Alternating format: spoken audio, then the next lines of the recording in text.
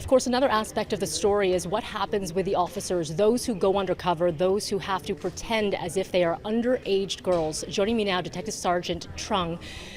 You've seen this over the last decade here with York Region. For you personally, this is disturbing material. Yeah, it's every case is disturbing. Every case is upsetting as well, right? How do you separate this when you go home for yourself and the undercover officers, separate work from home life? Well, it's a challenge like any other profession is in policing.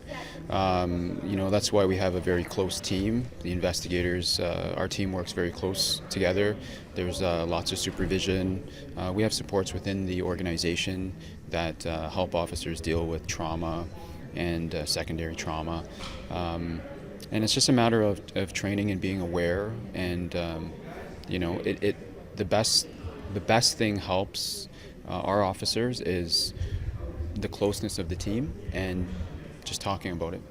I've had endless discussions with my colleagues, people that I work with, work for me, about when cases bother them and are disturbing. It's not just these undercover cases. These cases are very difficult because it's not uncommon for us to encounter a child that's been harmed and us not doing everything we can to help that child. The feeling of the inability to help that child is very difficult. So it's policing in general. It's hard being in human trafficking, it's difficult. It really is difficult. There are different types of investigations. It's a whole different world of policing, I find.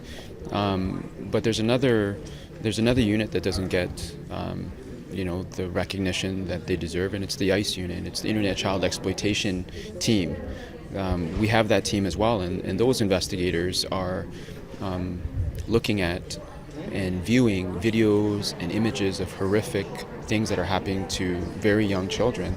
So it's not just human trafficking and policing in general. There's a lot of trauma that comes with it. It doesn't surprise me anymore, but it really is upsetting to see that there's still a demand for young prostituted children.